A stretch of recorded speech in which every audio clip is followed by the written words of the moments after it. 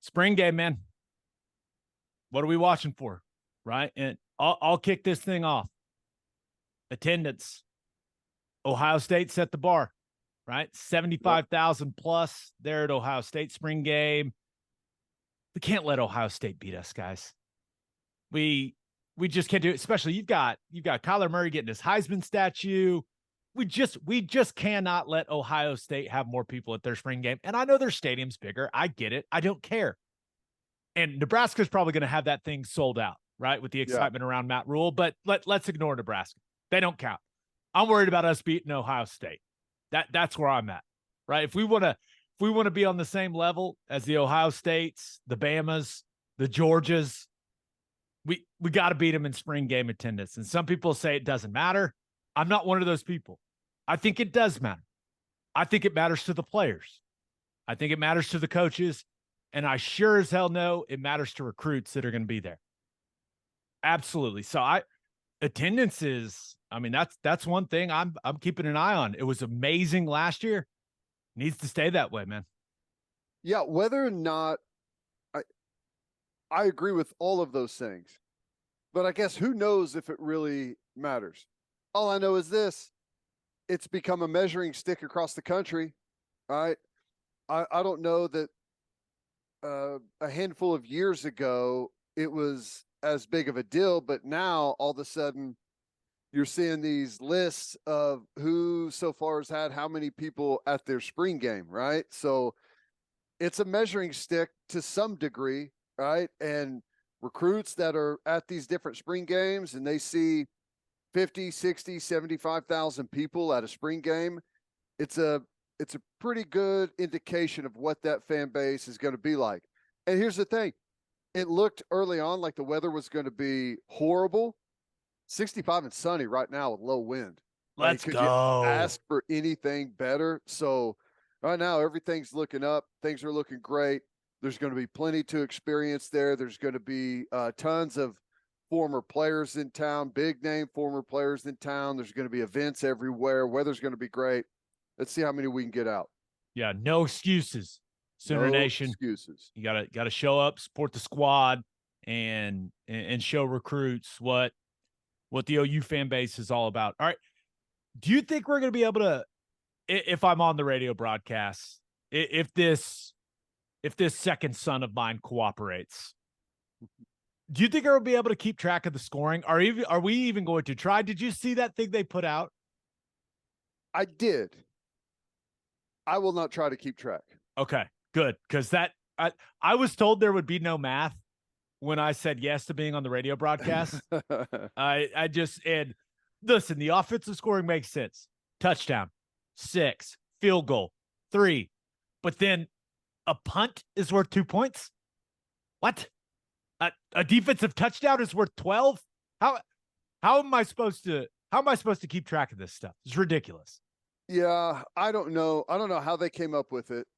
The punt one is interesting. A punt is worth 2 for the offense, but it's worth 5 for the defense. Now, the only thing I could think of is we got incomplete information. I was thinking maybe a punt that you're down inside the 10 or inside the 20, you get 2 points for that. Maybe if you're the offense. Outside of that, I don't know why that's on there. But here's the thing. It doesn't matter. No one remembers the score to any spring game ever. As soon as you walk out of the stadium, or probably even before you walk out of the stadium, you're not going to know, not going to remember, not going to care. It's just a way for the players to keep track whenever you go offense versus defense. It seems awfully stacked for the defense to score a lot more points. A pass breakup is worth 2 points. Yeah. And a sack. It's, you get a sack is worth 3 points. Whenever you have a quarterback that's going to be wearing a blue jersey, I'm guessing. So I am fine. Hey, Brent Venables is a defensive guy, right?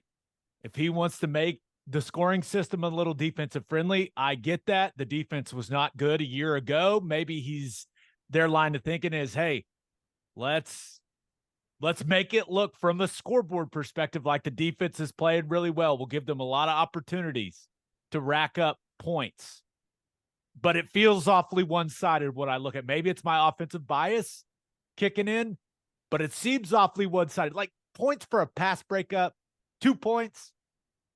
Come on. I mean, come on. Maybe a point, but 2? No. No. I think you're right on that. Here's the real interesting thing.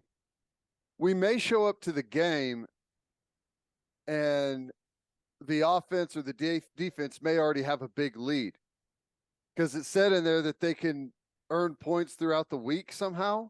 Yeah, I saw Chavis and Tyler Guyton like racing after practice. Ah, okay. Who knows? But I do like that it's offense versus defense. And just from a football perspective, let's kind of shift into what we're looking at actually on the field. I like that it's offense versus defense because that means I'm going to get like the first team O-line together. Yeah. And that means for me, like the first offense together, like we're going to see Dylan Gabriel with the guys that he's going to be working with for the vast majority in the fall. Right. And I like that. I've never been a fan of like the mixing and matching, like the drafting. Like I want that first unit to be out there together and getting reps. And I think that's what the fans want. I don't want the patchwork. I want that first group to be together offensively and defensively. So I like that we're going to get ones-on-ones. I'm a big fan of that. Yeah, it's the best way to do it. And at the end of the day, like I said earlier, like don't worry about the score. Like it seemed to be a pretty hot topic yesterday whenever the scoring came out about how dumb it is and why don't they just play football? They will just play football. That is what they're going to be doing. Scoreboard, totally irrelevant. I'm sure they've got some type of offense versus defense bet on the line or conditioning, something it will have to do with the score. But yeah, that's really all it is. Don't get caught up in it. Watch these players, watch the offense, watch the defense, watch some of your one-on-one battles out there. That's what's really going to be going on. Yeah, let's talk about that. What are you looking for from a on the field perspective, players? What do you got your eye on? Well, shocker for me, I think the biggest thing I've got my eye on is the Mike linebacker competition between Jaron Kanak and Kobe McKenzie. I think it's critical. There's some other position battles that are going on defensively, but to me, that one's the most important. There's so much to be. It's not so much gained, but that position is important because whoever earns that spot, I'm more worried about the mistakes than I am the plays that they make. I think it's going to be a little bit of a learning process this season with whoever ends up earning the spot. Maybe they both play throughout the season. And I know they're both capable of, really good things. We all know Kanak can run sideline to sideline. I've talked about how big of a thumper Kobe McKenzie is in the box. Both those guys have their positives. I'm more worried about who's less likely to make the big critical mistake because they're going to make mistakes. And that's really what I'm going to be watching out there is, steps may be bad, may get beat on a block, may miss a tackle or two, but are we having big mental breakdowns that lead to explosive plays? Yeah. I think the communication piece of it, right, is going to be interesting. You got to assume that Lebby he's going to crank up that pace, right? Oh, yeah. If this is a game, then hey, that offense is going to be trying to go fast. That's what they want to do. So the communication at that Mike backer spot is so important to getting the defense set, distributing the call across the defense. How do those guys handle that when there's some noise in the crowd? There's thousands and thousands of people. Like, yeah, the heart rate's up, like all that. So I'm with you. I'm going to have a close eye on that as well. I did not expect my list to start with a defensive position battle, but with the news that Jaden Davis is hitting the portal, that battle at one of the corner spots becomes very interesting. to me, because I think you and I both agree Woody Washington is going to be one of the corners, right? He's got one of those spots locked down. But who performs at an extremely high level on Saturday and maybe becomes the front runner for that other corner's position heading into the summer? Is it going to be Kendall Dolby? Is it going to be Gentry Williams? We've talked a lot about how good Josiah Wagner has looked. So that with Jaden Davis making the decision that, and I don't want to say that he didn't want to compete, right? But I don't know. It was a little surprising to me, but I think that all of a sudden I thought he was going to factor into that battle, or at least the rotation there at the other corner spot. Now it becomes a bit of a question mark, right? Not a lot of experience at all. Now, when you look at the guys vying for that other spot over there at corner. Yeah. Not a lot of experience.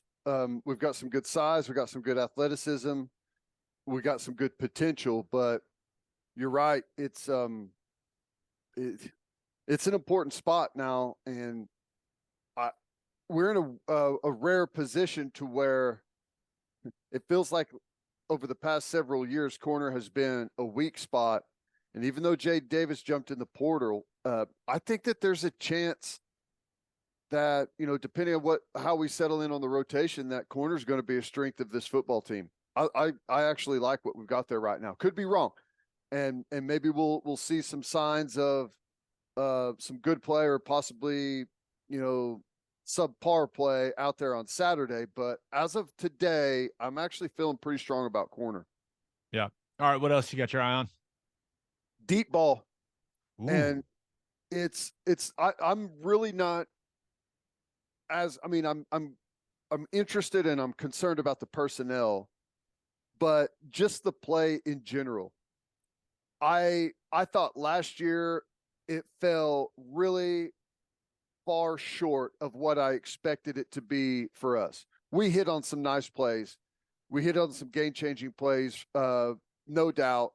But you talked about this on the last pod, score from far, right? It's one of the things that Levy has talked about. And I think that there's obviously a lot of things outside of just throwing the deep ball that get you in a position to be able to do it. But we have to have more success as a football team pushing the ball down the field. Now, that comes from running it better on early downs. That comes from protection, being able to hold up. And that comes from wide receivers being able to win one-on-ones. And it comes from quarterbacks being able to deliver the football. I would like to see all of the groups, first team, second team, third team, whoever's in there, have more success pushing the ball down the field. I'm with you. When I put my list together, one of my things was, what wide receivers are going to make the wow plays. Right. Yeah. And, Andrell Anthony on a deep ball. Could it be Jaden Gibson on a deep ball, going up and high pointing it and mossing somebody? Could that be Nick Anderson? I think that's something we're all interested in seeing, like those wow plays from these wide receivers who, let's be real. There's just not a lot of proven production when you look at the group, the talent, the size, like that gets you excited. But hey, man, when the lights come on and there's thousands and thousands and thousands of people in the stands, right? It's going to be streamed on ESPN Plus, right? Everyone's going to be talking about it here in the state. Who makes plays, right? And maybe it's a Farouk catch and run, right? That's the wow play. But Gavin Freeman making one of those plays with his legs. Yeah, but I think that the deep ball, it's supposed to be a huge part of this offense. Yep. We didn't get enough of it a year ago.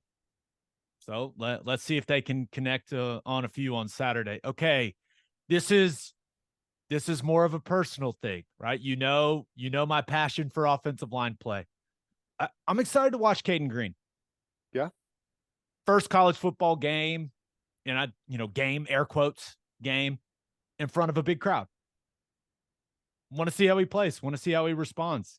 How does he handle the adrenaline? How does he handle the environment? He's had a really solid spring, right? He's gotten so many valuable reps, but when the eyes are all on you, right? When you're with that first group, how do you respond? I think it's a good test for him, and it's a nice measuring stick of his progress, right? If you're the staff, you don't get anything that's closer to a game day type experience than this spring game. So I don't want to read too much into it because he's got a ton of progress to make. The summer is going to be extremely important for him. But it's just a good test to see where he's at. You know what I mean? Yeah. And you know this, some guys show up and play better in situations like this than they've practiced. Other guys have practiced well for whatever reason, practice format suits them, and you get into a moment like this where it's you're a little more on your own, and you don't have someone in your ear the entire time, and those guys fade a little bit and can't answer the call. So yeah, I think it's going to be a really good look. I'm with you. He's one of the guys that has stood out playing what typically is one of the more difficult positions for an early arrival, right?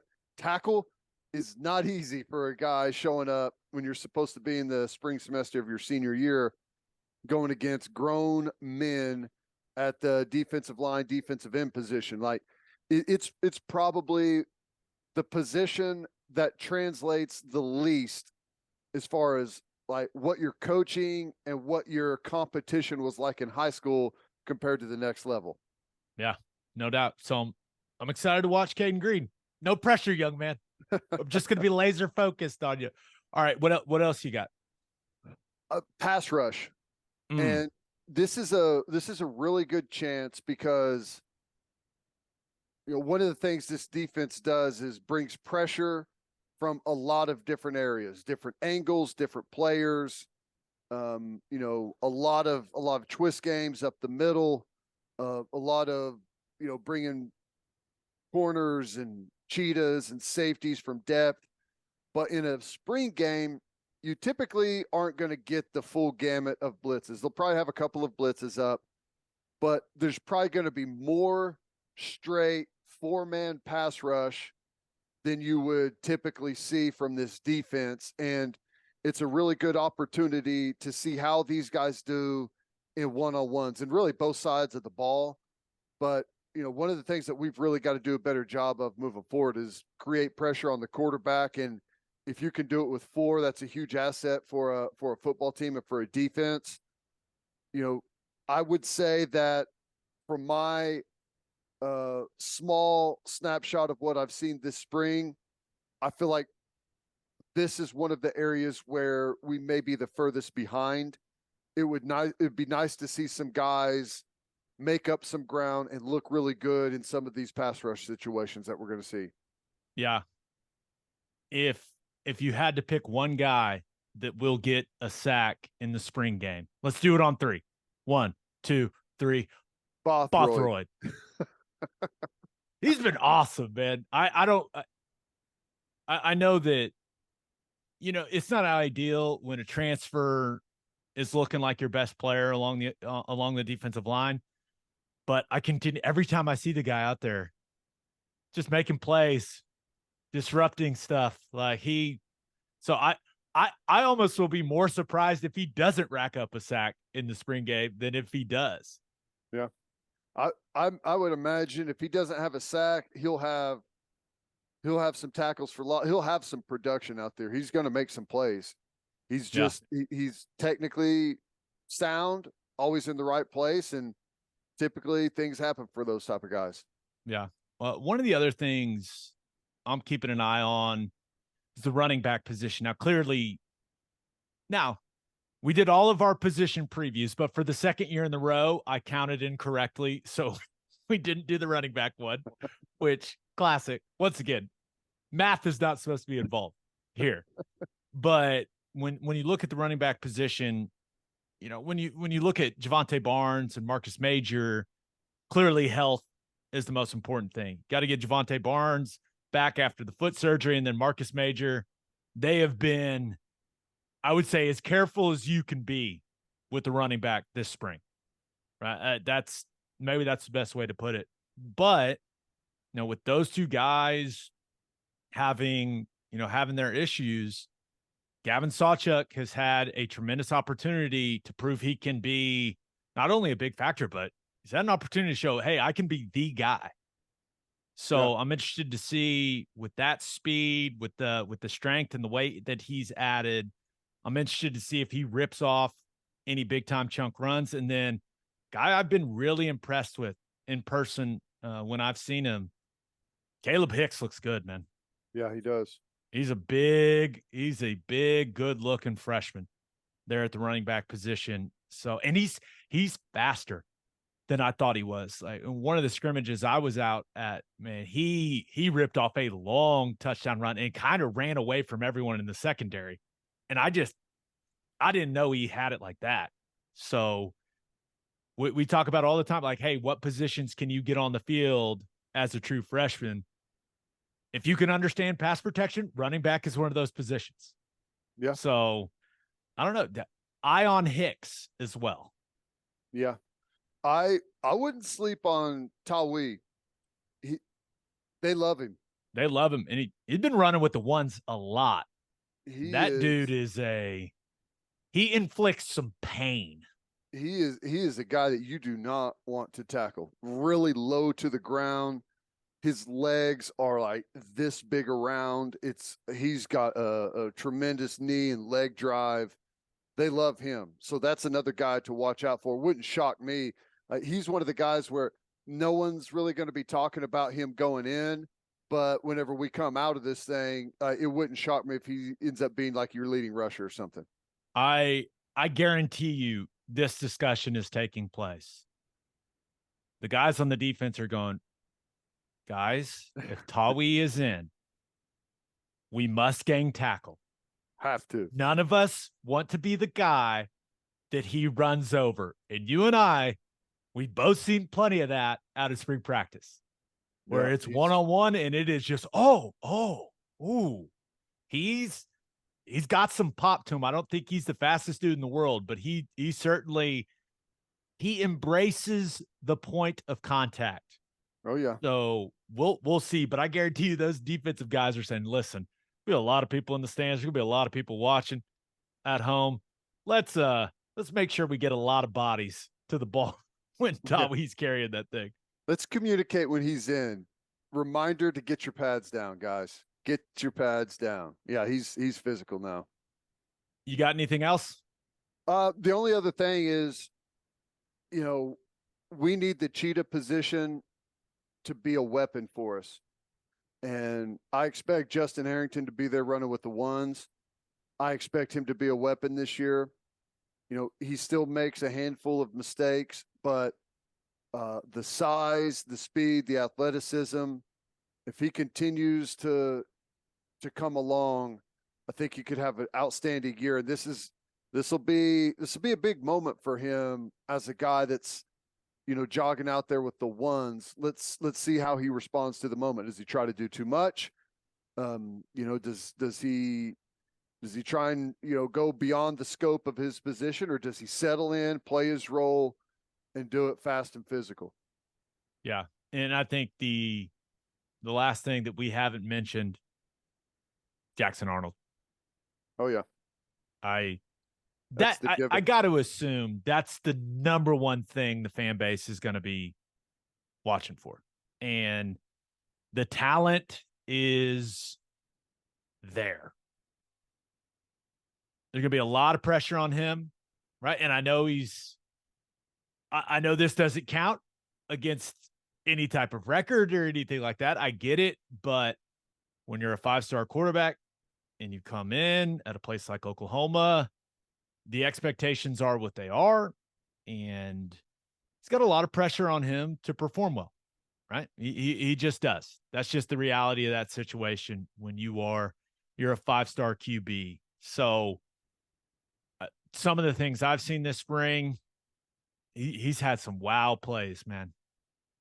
Absolutely has had some wow plays, and I think he's going to have a couple in the spring game that are going to lead to, of course, some interesting conversations, right, on sports talk radio over the summer. But I really, just for him and how much work he's put in and how much progress he's made in the spring, I want him to go out there and play well, right? And it's not because I want the drama of a QB controversy or anything like that. I just want that for him, right? Because he seems like he's gone about it entirely the right way. He's put the work in. I hope he gets some of the reward for the work he's put in, and it would get the fan base fired up. Like I think that would be great for everyone involved. No, I totally agree. And I know he's going to have some wild plays. People are going to see him showcase his arm. He's going to showcase his legs and his athleticism. He's going to do some really good things. I would expect that he also makes some mistakes. You know, he is young. He's an early arrival. So let's allow for a guy to go out there and, learn, right? It's okay to go learn. It's okay to go learn the lesson the hard way about, throwing it back over the middle whenever you're scrambling out to the outside or whatever it may be. Let's allow him to make some mistakes, but enjoy, the upside and the potential, because I know it's going to be on display.